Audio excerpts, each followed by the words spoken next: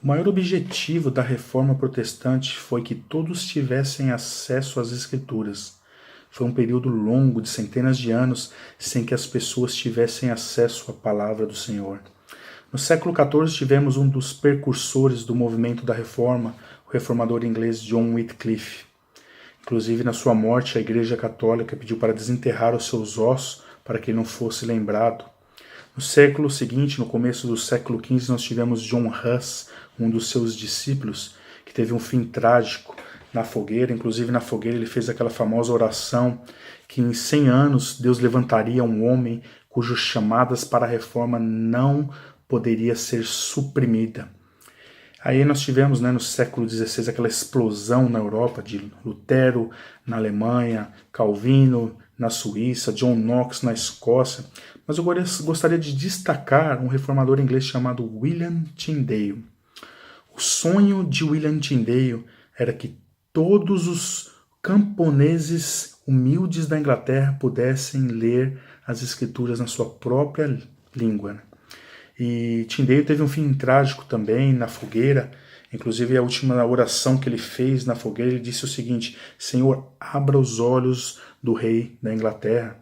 E 3 anos depois, o Senhor atendeu a oração de Tyndale e o rei Henrique VIII rompeu com a Igreja Católica e declarou que todas a igreja da Inglaterra tivesse uma cópia das Escrituras. Irmãos, hoje eu fico pensando na realidade da igreja. Nós temos a Bíblia em nossas mãos e somos enganados porque deixamos as nossas Bíblias mofando na estante e não lemos. E as consequências nós sabemos.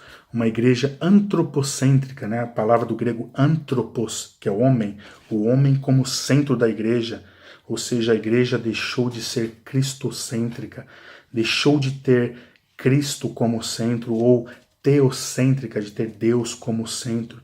Uma igreja que, pela ausência de Cristo, necessita trazer atrativos, entretenimento, culto show. Uma igreja que comercia o evangelho, teologia da prosperidade, buscas de bênçãos sem fins, curas e nada de buscar entendimento, santidade, evangelismo, o que realmente o evangelho nos ensina. Uma igreja insubmissa, que não mais aceita o evangelho, uma igreja que não aceita a repreensão do Senhor, se não desviam.